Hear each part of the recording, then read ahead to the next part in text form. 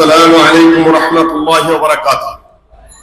الحمد لله رب العالمين والصلاة والسلام على أشرف الأنبياء والمرسلين وعلى آله وصحبه أجمعين. أما بعد فأعوذ بالله من الشيطان الرجيم. هل يستوي الذين يعلمون والذين لا يعلمون.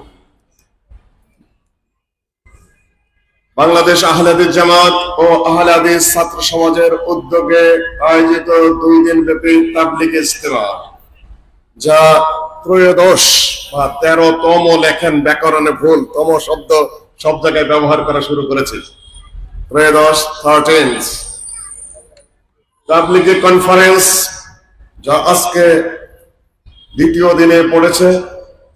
সভাপতিত্ব করার কথা ছিল আমাদের প্রবীণ আলেম, হাজার আলেমে দ্বীনের উস্তাদ শেখ আব্দুস সামাদ সালাফি মাদানী বার্ধক্যজনিত এবং বিভিন্ন অসুস্থতার কারণে উপস্থিত হতে পারেননি।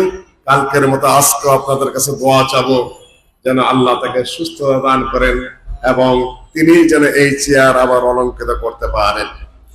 অত্যন্ত বিরক্তির সাথে, অযোগ্যতার সাথে আমাকে এখানে বসিয়ে রাখা হয়, যেটা আমি বসতে চাই না এবং কোনোদিনও এটা আমি কামনাও করি না।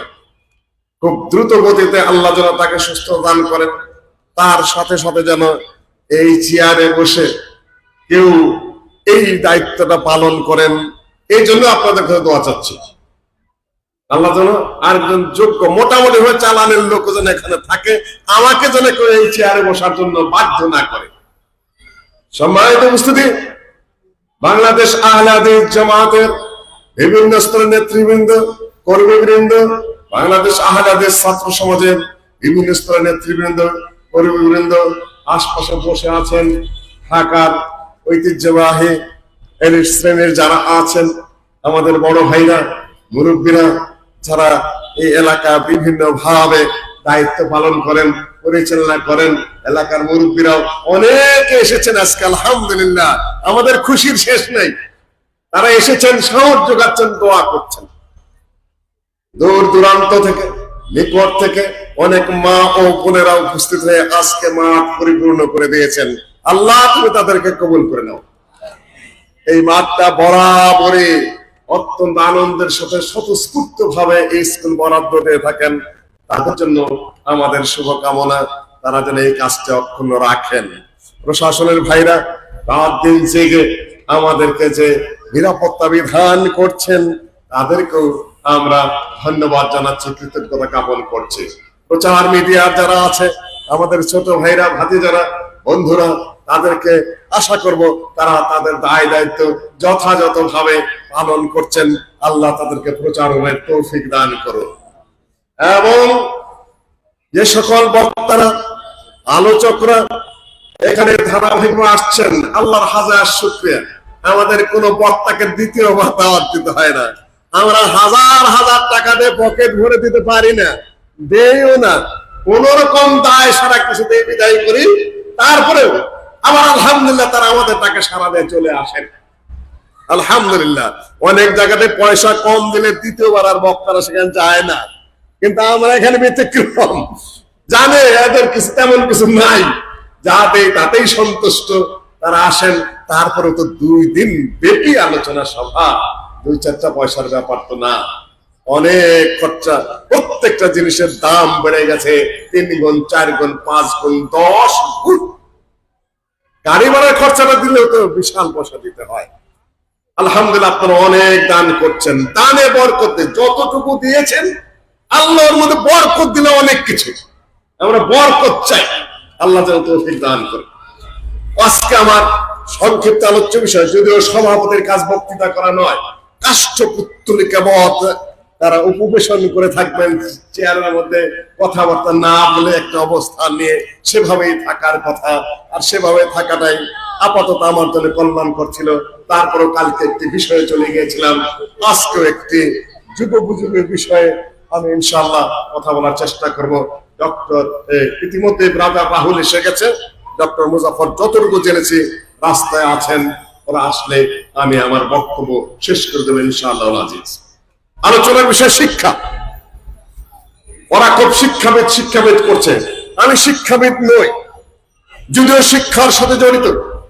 বিদেশের বিশ্ববিদ্যালয় থেকে একটা পিএইচডি ডিগ্রি, আন্তর্জাতিক ডিগ্রি আছে। বিশ্বের একাধিক বিশ্ববিদ্যালয়ে পড়ার সুযোগ হয়েছে। বাংলাদেশের ঢাকা কলেজে, ঢাকা আলে মাদ্রাসায়, ঢাকা বিশ্ববিদ্যালয়ে ভর্তি না হয়ে বাংলায় চান্স বা ভর্তি হওয়ার জন্য প্রস্তুতি নিয়েছিলাম। কিন্তু সৌদি আরবে স্কলারশিপ পাওয়ার কারণে সেখানে পড়াশোনা করে আলিগড় বিশ্ববিদ্যালয়ে সেখানে যাওয়ার সুযোগ হয়েছে।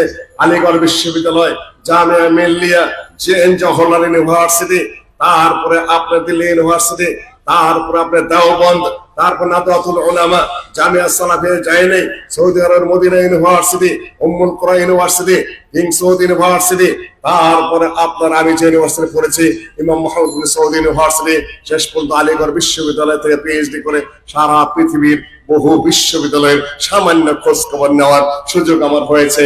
এবং ভাগ্যক্রমে একাধিকবার একটি বিশ্ববিদ্যালয়ে শিক্ষকতা করেছি, এখনো করছি। বাবাও শিক্ষক ছিলেন, দাদাও শিক্ষক ছিলেন। আজকে যেহেতু শিক্ষা নিয়ে একটা প্রসঙ্গ এসেছে, আমি আপনাদের সামনে শিক্ষা নিয়ে সামান্য কথা উপস্থাপন করার চেষ্টা করবো ইনশাআল্লাহুল আজিজ। নবী সাল্লাল্লাহু আলাইহি সাল্লামকে আল্লাহ পাঠিয়েছিলেন মুআল্লিম করে, শিক্ষক করে, ওস্তাদ করে, সারা পৃথিবীর সকল মানুষের একচ্ছত্র পূর্ণাঙ্গ যিনি উস্তাদ, তিনি কে? নবী মুহাম্মদ সাল্লাল্লাহু আলাইহি সাল্লাম। ঊর্ধ্বাকাশে ফেরেশতাদেরকে আল্লাহ যখন বললেন, সূরা আল বাকারার 30 আয়াত থেকে নিয়ে পরবর্তী আয়াতগুলোর মধ্যে ফেরেশতাদেরকে আল্লাহ বললেন, ইন্নী জাইলুন ফিল আরদি খলিফা, আমি এই পৃথিবীতে বসবাস করার জন্য প্রতিনিধি বানাতে চাই। ফেরেশতারা বলল, হে আল্লাহ, তুমি আবার ওই এমন জাতি সৃষ্টি করবা যারা পৃথিবীতে রক্তক্ষয় করবে, মারামারি করবে, কুতাকুতি করবে, হানাহানি করবে, ফসাদ করবে, ফিতনা করবে, আগের জিনদের মতো আবার তুমি সেটা করবে? আল্লাহ কি বলেছিলেন? আমি যা জানি তা তোমরা জানো না। আদমের সাথে লাগিয়ে দিলেন আল্লাহ বন্ধ ফেরেশতাদের, দেখি কে কি পারো, কি দিয়ে? লাঠি ঘুরানোর, ঘুষি মারার, না খুনাখুনির, কিসের? জ্ঞানের প্রতিযোগিতা। সারা পৃথিবীর যত কিছু সব আদমকে আল্লাহ শিক্ষা দিলেন।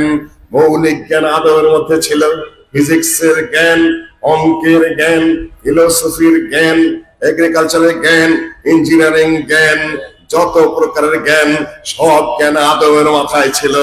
আদমের সেই সন্তানরা যে যেটা বেশি পেয়েছে সে সেটা বেশি বোঝে, বাইরের কিছুই নয়। ফেরেশতাদের সঙ্গে কথা হলো, আল্লাহ সব শিখিয়ে দিয়ে বললেন, এই ফেরেশতারা এখন প্রতিযোগিতা করো, আদম বলতে পারে কিনা আর তোমরা বলতে পারে কিনা। ফেরেশতারা বলে, আমরা তো পারলাম না। আদমকে যেটা বলতে বলা হয় আদম সব বলে দেয়, এইটাই। পৃথিবীর যত কিছুর নাম হতে পারে প্রত্যেকটা বিষয়ের নাম আদমের জানা ছিল। তাহলে জ্ঞানদাতা কে? আদমের সেই জ্ঞান, জ্ঞানের মূল কথাতেই শুরু, ইকরা বিসমি রাব্বিকাল্লাযী খালাক, তুমি পাঠ করো সেই রবের নামে যিনি তোমাকে সৃষ্টি করেছেন। জাহেলিয়াত থেকে দূরীভূত করার জন্য। আর আল্লাহ যখন আদমকে মাটিতে পাঠালেন তখন বলে দিলেন, ফাতালাক্কা আদামু মির রাব্বিহি কালিমাত ইম্মা ইয়াতিয়ান্নাকুম মিন্নি হুদা ফামান তাবি'a হুদায়া ফালা খাউফুন আলাইহিম ওয়ালা হুম ইয়াহজানুন। আদম, তোমাকে আমি পাঠিয়ে দিলাম, তোমার কাছে আমি হেদায়েত পাঠাবো, সৎ পথ পাঠাবো, জ্ঞান পাঠাবো, এলেম পাঠাবো। সেই আসমানি জ্ঞান অনুযায়ী যে চলবে পৃথিবীতে তার কষ্ট হবে না, দুঃখ হবে না, আখিরাতে তার কোনো সমস্যা হবে না। একেবারে প্রথম থেকে এই জ্ঞানের কথা। জ্ঞান আসবে কোথার থেকে? জ্ঞান কোথার থেকে আসবে? আকাশ থেকে আসবে। আর জ্ঞানের মূল কিতাব কি? কোরআনে কারীম। আরেকটা জ্ঞানের কিতাব কি? জ্ঞানকে হাদিস। কোরআন এবং হাদিসে হলো মূল জ্ঞান। সেই জ্ঞান যে ধারণ করবে সে হেদায়েত পাবে, পথ পাবে, রাস্তা পাবে, দুনিয়া মঙ্গল হবে, আখিরাতে জান্নাত হবে, জাহান্নাম থেকে বাঁচতে পারবে। এই হলো আপনার প্রথম কথা। কানান নাসু উম্মাতান ওয়াহিদা ফাবাসাল্লাহু আন-নাবিয়্যিনা মুবাশশিরিনা মুনযিরিন। আদম থেকে নিয়ে নূহ আলাইহিস সালাম পর্যন্ত কত বছর কে বলতে পারবেন? কত বছর? কোন এমপি বলতে পারবেন? কোন মন্ত্রী বলতে পারবেন? কোন বিচারপতি বলতে পারবেন? কার সাধ্য আছে? আল্লাহর নবী বলে দেশে আশারত করো। আদম হলো আমাদের আদি পিতা, তার থেকে নিয়ে নূহ আলাইহিস সালাম পর্যন্ত 1000 বছর 10 বছর আশারত করুন, জ্ঞান নিয়ে যান, ইতিহাস জানার চেষ্টা করুন। আজকে আল্লাহ বলছেন আমি আদমকে 2 হাত দিয়ে সৃষ্টি করেছি, আমি আদমকে সম্মান দিয়ে সৃষ্টি করেছি, আদমকে আমি ঊর্ধ্বাকাশে সৃষ্টি করেছি, আদমকে আমি জান্নাতে দিয়েছি, জান্নাতে তার সাথে সঙ্গিনী দিয়েছে হাওয়াকে, সেখানে তাদের মধ্যে প্রেম প্রীতির সম্পর্ক, বৈবাহিক সম্পর্ক, মানে তাদের বৈধ সম্পর্ক হয়েছে। দুজনকে পৃথিবীতে পাঠাইছি, দুইজনের মিলনে সন্তান হয়েছে, তাদের গর্ভ থেকে সন্তানদের মধ্যে ছেলে এবং মেয়েদের মধ্যে বিয়ে হয়েছে। তারপরে وخلقكم من نفس واحدة يا أيها الناس اتقوا ربكم الذي خلقكم من نفس واحدة। তোমাদেরকে একটা মাত্র নারী এবং পুরুষ থেকে সৃষ্টি করেছি এবং সেখান থেকে সকল মানুষের বিস্তৃতি ঘটেছে। এইটা সত্য কিনা কে বলবেন? না, কিছুই সৃষ্টি ছিল না, মানুষ আল্লাহ বানান নাই।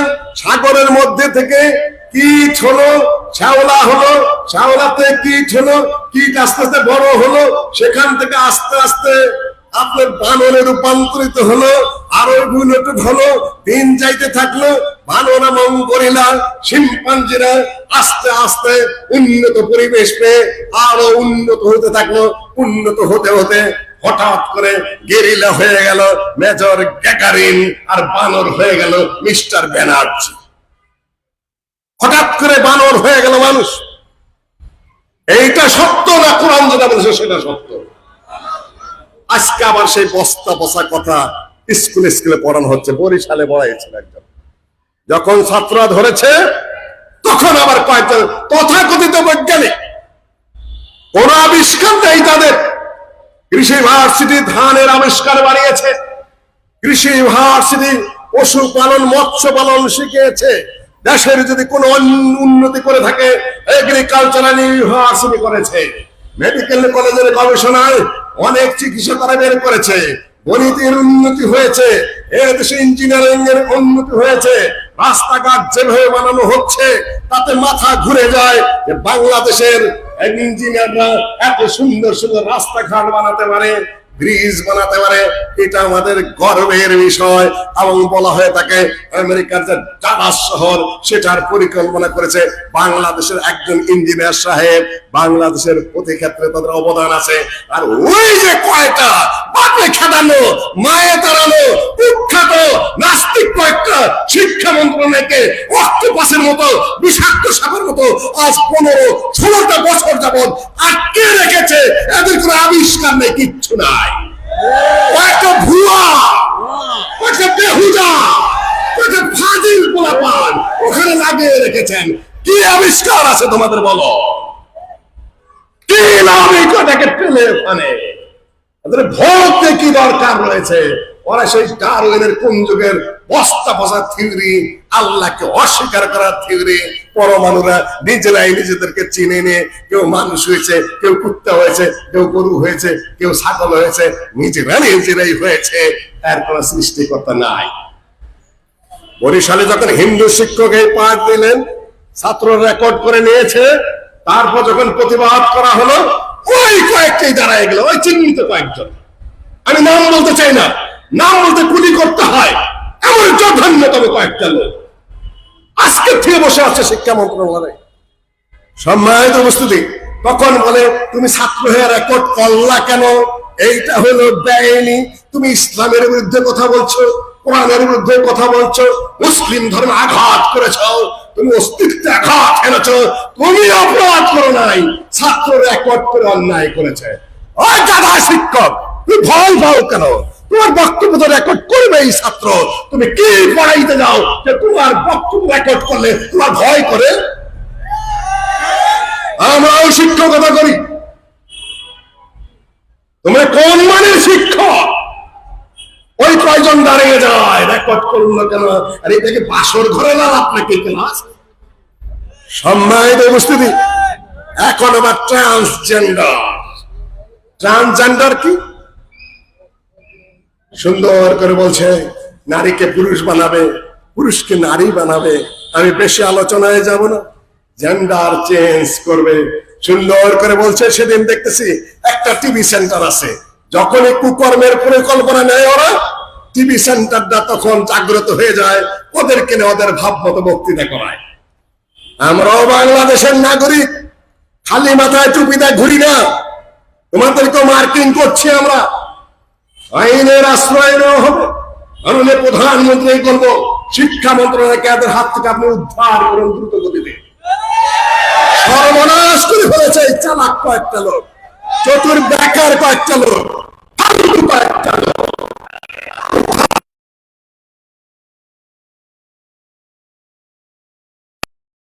ক্লাস 7 বইয়ের মধ্যে শরীফার কাহিনী, তুমি আর কোন কাহিনী খুঁজে পাও না? তোমার লেখার মতো আর কিছু না? আরেক বইয়ের মধ্যে লেখা আমার লিখেছে গরু জবাই করার কারণে কোন হিন্দু ভারতে পলায় গেছে। সাম্প্রদায়িক উস্কানি দেওয়া শুরু করেছে ওরাই লাগায় দেশে যুদ্ধ, ওরাই দেশে উস্কানি দেয়, ওরাই দেশে সাম্প্রদায়িক যে সম্প্রদায় ওরাই নষ্ট করার সূচনা করে। সম্মানিত উপস্থিতি, আবহাওয়ার কারণে যদি উন্নতি ঘটে, চিড়িয়াখানার বানর গুলাকে কত ভালো ভালো খাওয়া দেওয়া হচ্ছে, বাদাম খাওয়ানো হচ্ছে, কলা খাওয়ানো হচ্ছে, চিকিৎসা দেওয়া হচ্ছে। কয়েক বছরে কয়টা বানর মানুষ হয়েছে বলেন তো দেখি? আমি সেই 76-77 সালে ঢাকায়, তখন তো আমাদের পয়সা ছিল না, বাপ মা এত পয়সা দিত না। ঢাকা নিয়ে আমার সাথে বক্সিবাজার থেকে হেঁটে হেঁটে যেতাম চিড়িয়াখানা। তোমাদের অবাক লাগছে ছাত্রদের, তাই না? খালি গাফলতি, খালি অলসতা, লড়তেই চাও না। রিক্সায় চলে বসে আছো, আধা ঘন্টা যানজট পড়ে আছে, 5 মিনিট হাঁটলে জায়গায় যাইতে পারো, তুমি রিক্সায় বসে থাকো আধা ঘন্টা, তুমি লড়তে পারো না। তোমার কানে এক মোবাইল, এই কানে একটা, এই কানে একটা, তারা জায়গায় ওইদিকে হর্ন বাজাইতেছে, তোমার কানে ঢোকেই না। এই মেয়ে সরেন সরে। হ্যাঁ, তুমি একজন যুবক, তুমি একজন ছাত্র, তুমি স্মার্ট, অরিজিনাল ছাত্র হতে চেষ্টা করো। সম্মানিত উপস্থিতি, এই থিওরি দিতে গিয়ে মিস্টার ডারউইনকে কয় বোতল মদ টানতে হয়েছে তাই বলেন তো? সম্মানিত উপস্থিতি, 2-4 বোতলের কাম না যে বানর থেকে মানুষ হয়েছে।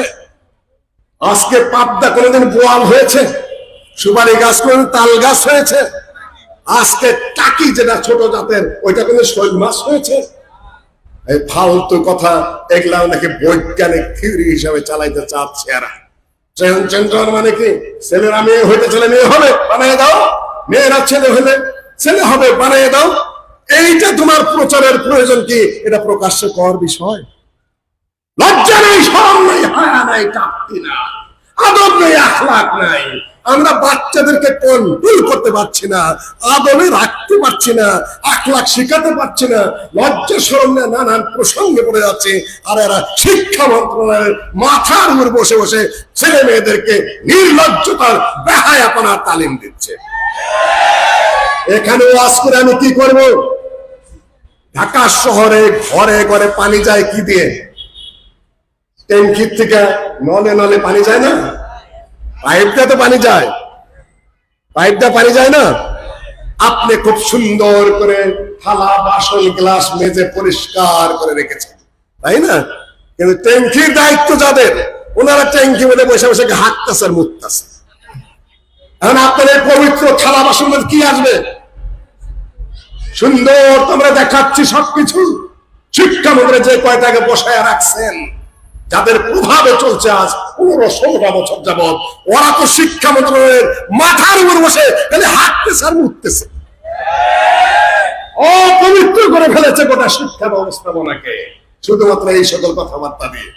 সম্মানিত উপস্থিতি, কোরআন এসেছে তোমাকে উচ্চ শিক্ষা দেওয়ার জন্য, ভালো শিক্ষা দেওয়ার জন্য, নীতি নৈতিকতা শিক্ষা দেওয়ার জন্য, আদব আখলাক শিক্ষা দেওয়ার জন্য, মানুষকে ভালো মানুষ বানানোর জন্য কোরআনে কারীম এসেছে।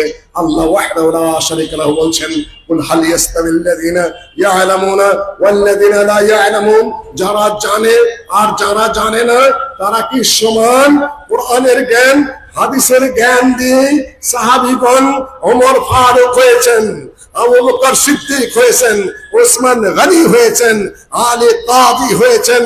সাহাবীদের আমলে জয় লাভ করেছে, ইরান জয় হয়েছে, ইয়ামান ওদিকে জয় হয়েছে, এদিকে আপনার জয় হয়েছে, প্যালেস্টাইন জয় হয়েছে, কালকে আমি আলোচনা করেছি মিশর জয় হয়েছে।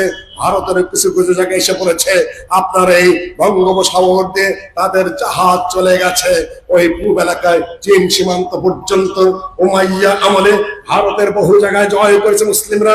মাত্র 17 বছরের যুবক মোহাম্মদ বিন কাসেম, তিনি উমাইয়া বংশের খলিফা, জানতে পারলেন যে ভারতের রাজা তাহির, এই দস্যু রাজা, একজন মুসলিম মহিলাকে অপমান করেছে। তাকে জানানো হলো, তুমি অপমান করা হয়েছে, তুমি তার প্রতিকার করো। সে উত্তর না দেওয়ার কারণে 17 বছরের যুবক মোহাম্মদ বিন কাসেমকে সেনাপতিত্বের দায়িত্ব দিয়ে ভারতে পাঠানো হয়েছিল। সেখানে পরাজিত করে তাকে অ্যারেস্ট করে তারপরে তার যথাযথ প্রতিকার করা হয়েছিল।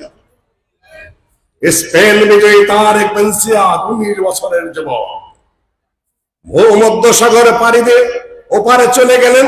মাত্র 19 বছরের যুবক মোহাম্মদ বিন জিব্রাল্টারের, যে নামটা বলো তোমরা, ঐতিহাসিকরা কার মনে আছে? তারেক বিন জিয়াদ যখন ভূমধ্য সাগর পাড়ি দিয়ে ওই পারে যে উঠলেন, স্পেনের ওখানে যে সেখানে জাহাজ নিয়ে গিয়েছিলেন, একটা বক্তব্য দিলেন। বক্তব্যের সারমর্ম আল্লামা ইকবাল উর্দু ভাষায় বলেছেন, কহা তারেক ने जला दो जहाज को, ना कम ना लौटूंगा हिजाज को। এই সেনাবাহিনীর লোকেরা সব জাহাজ জ্বালিয়ে দাও। সেনাবাহিনীর সদস্যরা বলছে, জাহাজ জ্বালিয়ে দিবেন তো আমরা ফিরবো কিভাবে? উনি বলছেন, না কাম না লৌটুঙ্গা হিজাজ কো, পরাজিত হয়ে আমরা আর আমাদের দেশে ফেরত যাব না। ওই আশাই বা হয় এখানে শহীদ হব, আর যে গাজী হই নতুন করে জাহাজ নির্মাণ করে তারপর ফিরে যাব। কত বড় দৃঢ়তা! 19 বছরের ছেলে, আর 19 বছরের ছেলে তোমার কানের মধ্যে গেলে ডিবলা দিয়ে রাখছো, তাই না? তুমি যুবক। সম্মানিত উপস্থিতি, তখন নৌবাহিনীর কতটা উন্নতি করেছে তারা, সেনাবাহিনীর কতটা উন্নত করেছে। একজন সেনাবাহিনীর সদস্য যদি সে কমিশন র্যাঙ্কে যেতে হয় চায়, তার 20-21 বছর বয়স হতে হয়।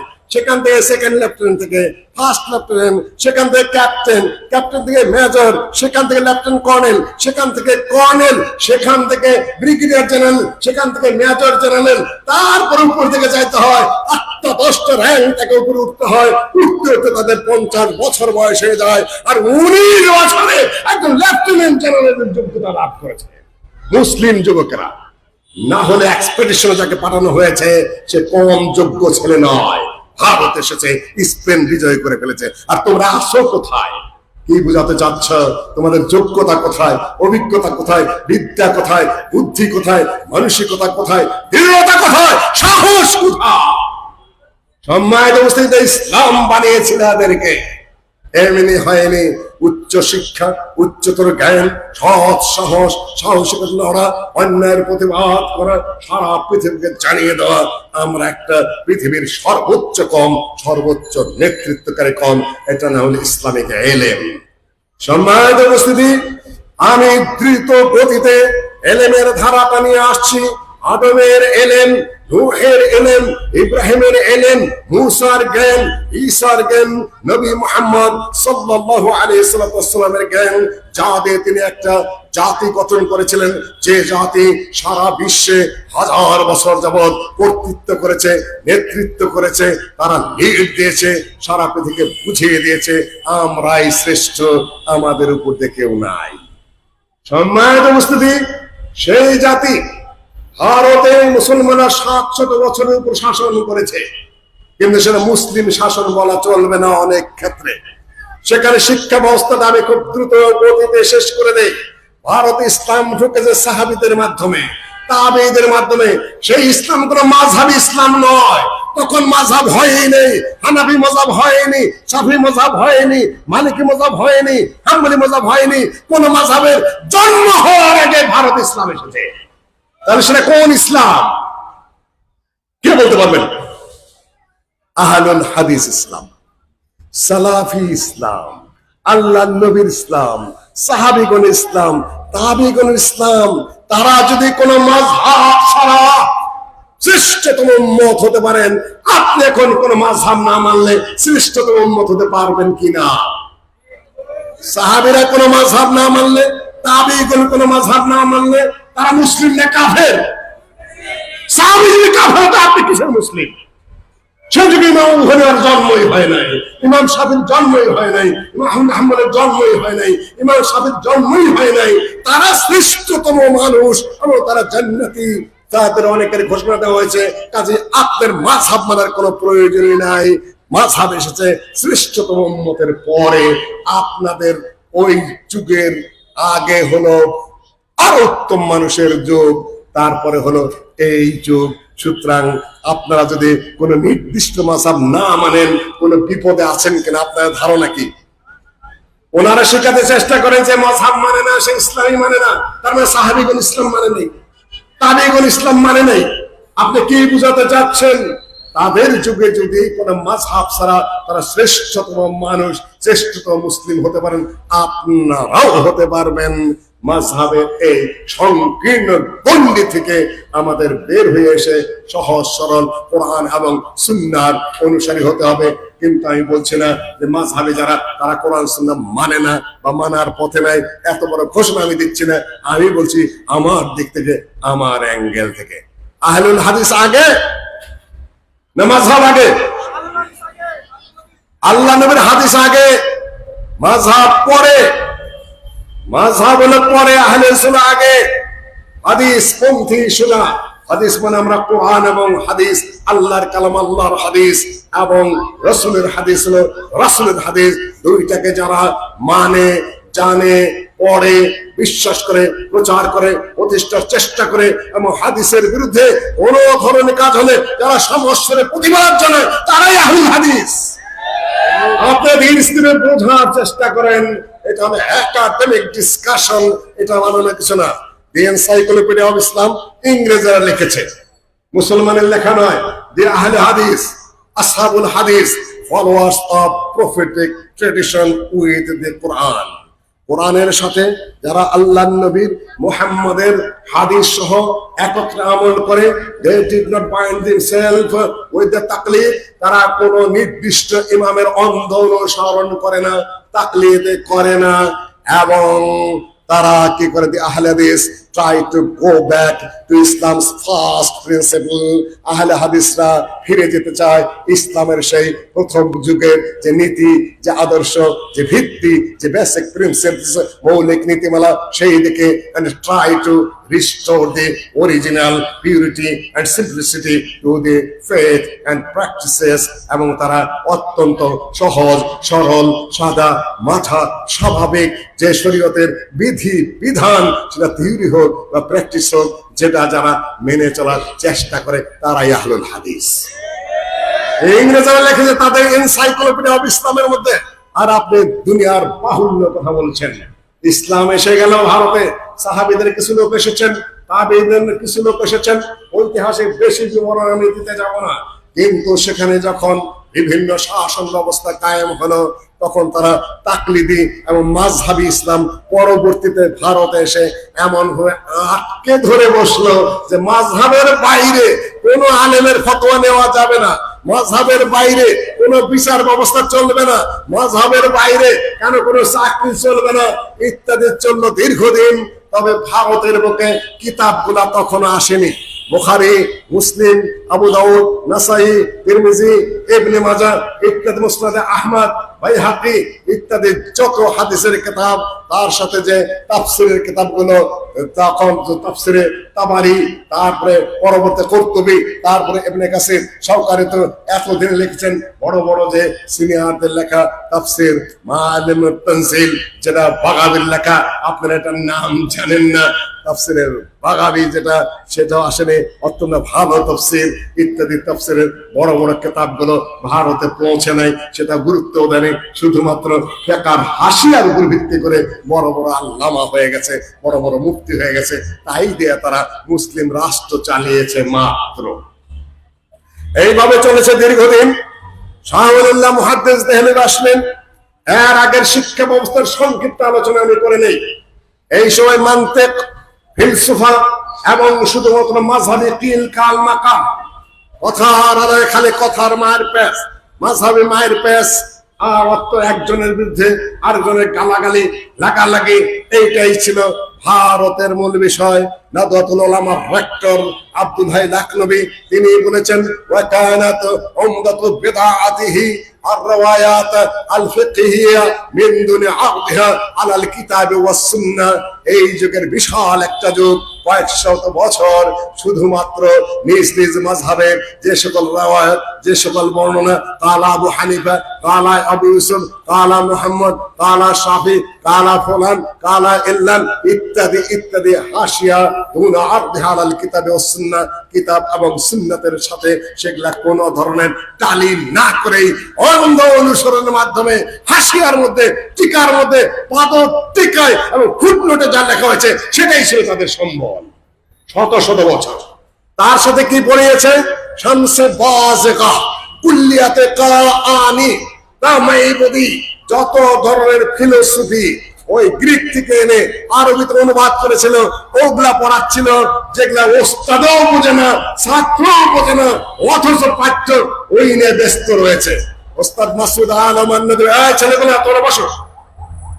মাসুদ আলম নদভী বলেছেন যে ওয়াকানাতুল মাদারিস তারতাজ্জু বিআসওয়াত আরাস্তু ওয়া আফলাতুন ওয়া সুকরাত, মাদ্রাসাগুলোর মধ্যে অ্যারিস্টটল, সক্রেটিস এবং প্লেটোর দর্শনের কসকসি, সেগুলা হুজুররাও বোঝে না, ছাত্ররাও বোঝে না, সেগুলা তারা বলছে ওয়াকাদ বালিয়াতে ইজামুহা ফি আকরিদারিহা, যে ফিলোসফি, যে দর্শন, যে লজিক, যেটা তার নিজের দেশে গ্রিকে যেখানে এগুলোর জন্ম, সেখানেই সেই দর্শনগুলোকে, ফিলোসফিকে, লজিককে কবর দিয়ে দেওয়া হয়েছে এবং সেখানে শেষ করে হাড্ডি পচে গেছে। আর সেইগুলা নিয়ে হুজুররা কওমি মাদ্রাসায় কসকসাইতেছে।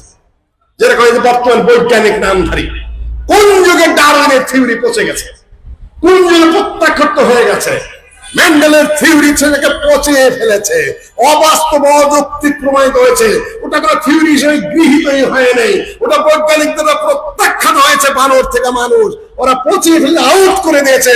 আর আমার দেশের ওই সকল তথাকথিত বৈজ্ঞানিকরা ওই হাসিয়ার কথা নিয়ে এসে থিওরি হিসেবে ধার করে নিজেদেরকে মহাবৈজ্ঞানিক সাবেত করার চেষ্টা করছে। জাহেল কোথাকার, তুমি জানো না থিওরি গ্রহণযোগ্য না, ওটা থিওরি না, ওটা একটা প্রপোজাল, ওটা একটা প্রস্তাব ছিল মাত্র, ওটা বৈজ্ঞানিকরা গ্রহণই করে নেই। আর তুমি সেটাকে মহাপণ্ডিত ছাত্র, তুমি মহাযোগ্য মানুষ, এতটুকু তুমি জানো না। সম্মানিত উপস্থিতি, তারপরে সিলেবাস, এই শিক্ষা ব্যবস্থা নিয়ে আমি সংক্ষেপে শেষ করবো আমার কথা। শাহুল্লাহ মুহাদ্দিস দেহলভী এসে বুখারী, মুসলিম, আবু দাউদ, নাসাই, তিরমিজি, ইবনে মাজাহ, মুওয়াত্তা মালিক, মুসনাদে আহমদের হাম্বল সহ সব কিছু পড়ানো শুরু করলেন। তিনি বললেন, এক মাযহাবের মধ্যে বন্দী থাকার কোনো কারণ নাই, সহিহ হাদিস যেখানে পাবে সেইটা মানাই হলো।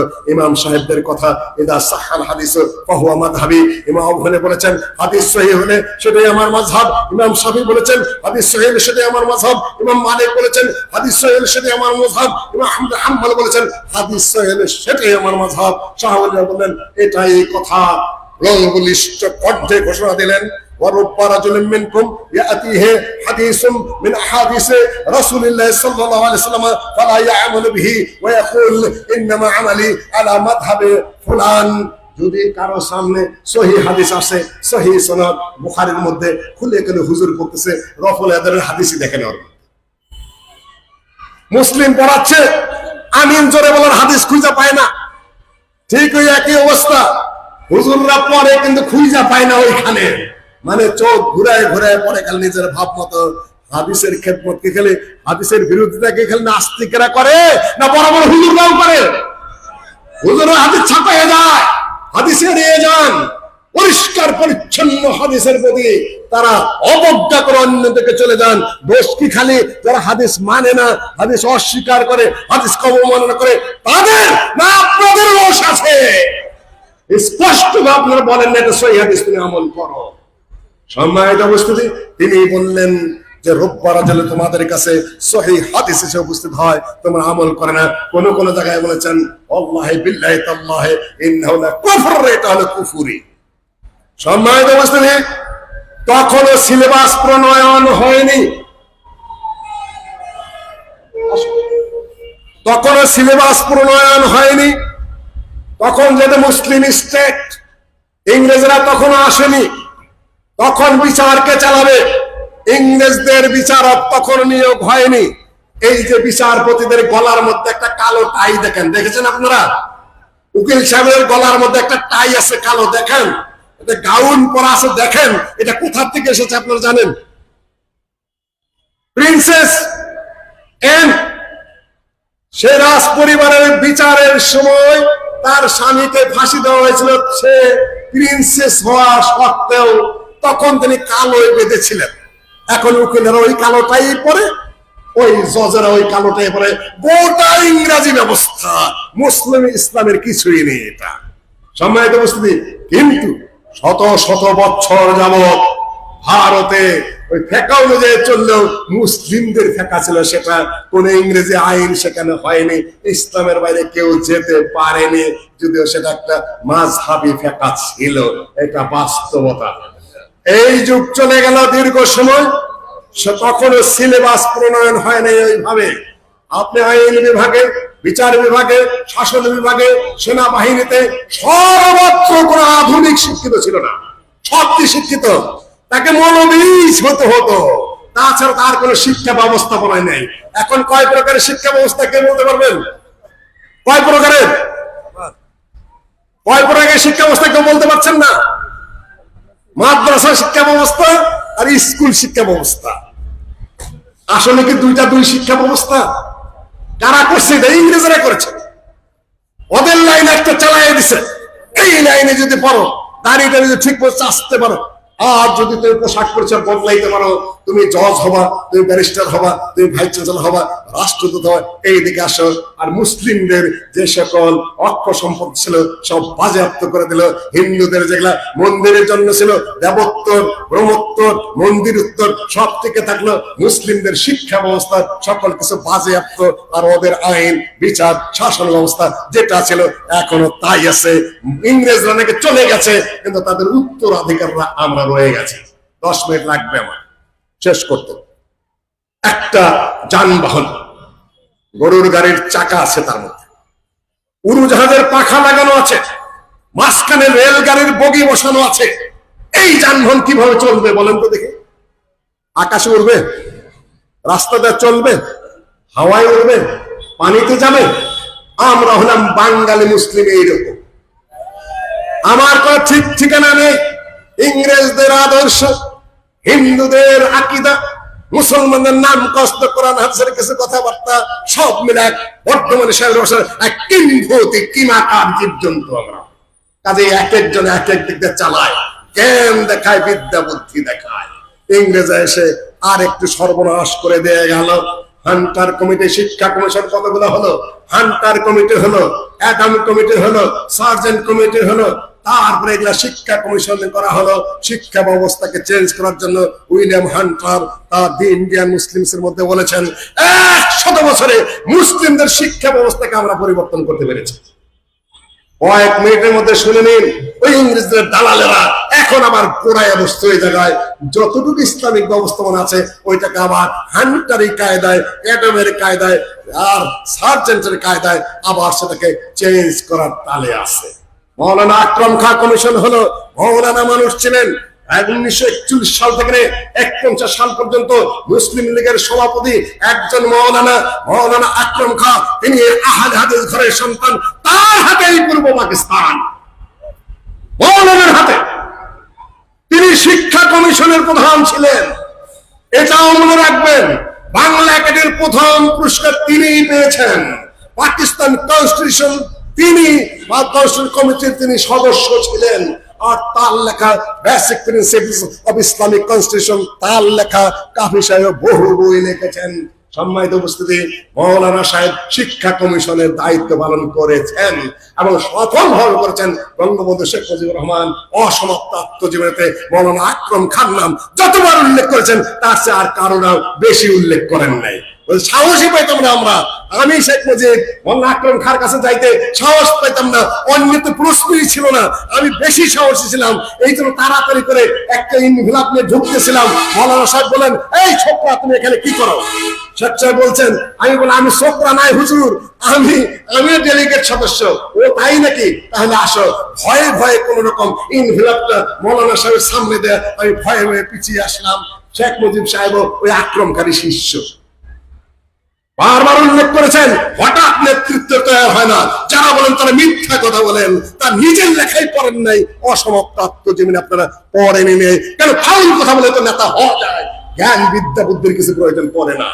সম্মানিত উপস্থিতি, তারপরে কমিশন হলো আপনার হামিদুর রহমান কমিশন হলো, তারপরে কমিশন হলো আপনার এয়ার ভাইস মার্শাল নূর খান কমিশন হলো ৭৪ সালে শেখ সাহেবের আমলে, তার আগে ডক্টর কুদরতে খোদা কমিশন হলো।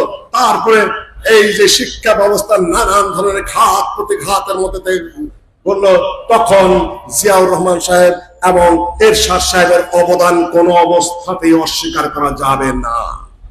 মাদ্রাসা শিক্ষা ব্যবস্থার সাথে আধুনিক শিক্ষা ব্যবস্থার কিভাবে সমন্বয় করা যায়, কিভাবে মাদ্রাসাগুলো বাড়ানো যায়, মাদ্রাসা কিভাবে মঞ্জুরি দেওয়া যায়, মোল্লা আব্দুল মান্নান সাহেব তার অন্যান্য যে সমস্যায় থাক না কেন, তার বিরাট অবদান মাদ্রাসা শিক্ষা ব্যবস্থা এগিয়ে নেওয়ার জন্য।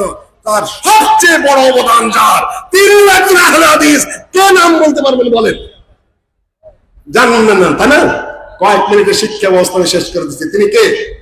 প্রফেসর ডক্টর আব্দুল বারী, বাংলাদেশ জমিয়ত আহলে হাদিসের সুযোগ্য প্রেসিডেন্ট, 2 টার্ম রাজশাহী বিশ্ববিদ্যালয়ের ভাইস চ্যান্সেলর এবং 2 টার্ম বিশ্ববিদ্যালয় মঞ্জুরি কমিশনের তিনি প্রধান।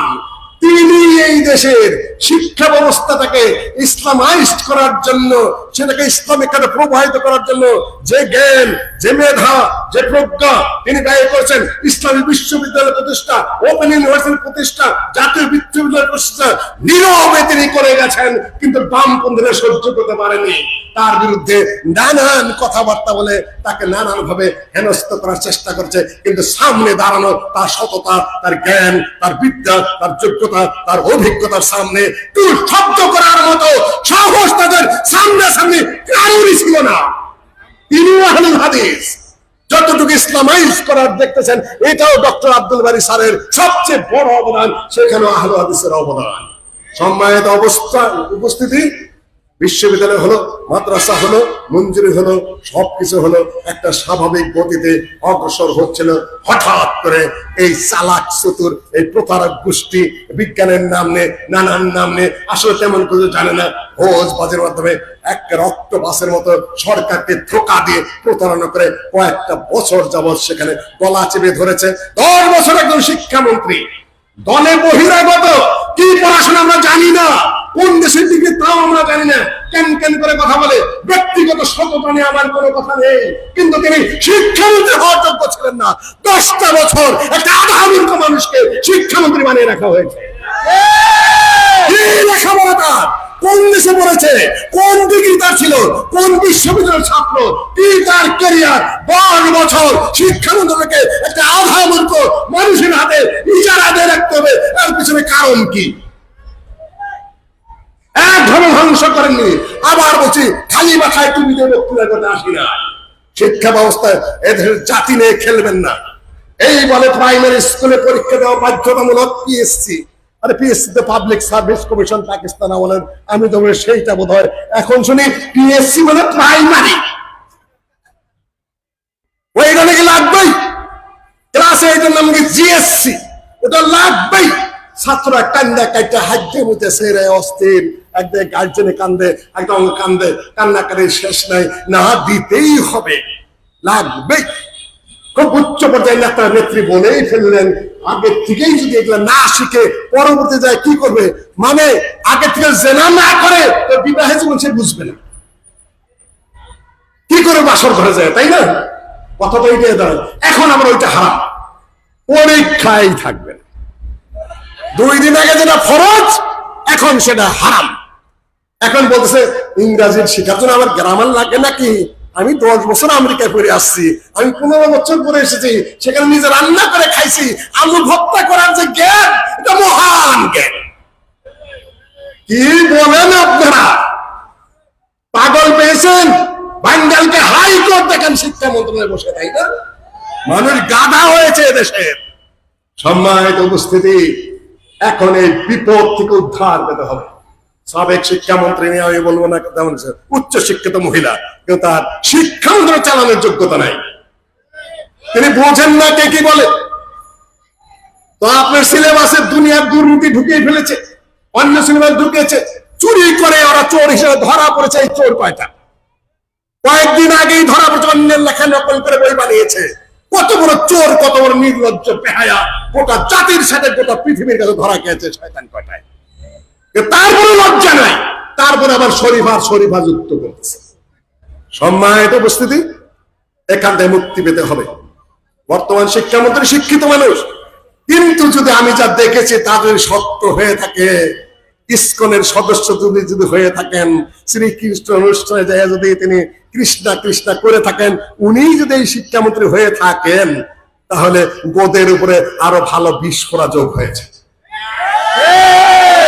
আমার চোখ যদি ভুল না করে থাকে, মাননীয় প্রধানমন্ত্রীর দৃষ্টি আকর্ষণ করব, গোটা জাতি অস্বস্তির মধ্যে রয়েছে, কান্নাকাটি করছে। আপনি গোটা জাতিকে এই জাতীয় অবস্থা থেকে শিক্ষা মন্ত্রণালয়কে রক্ষা করুন।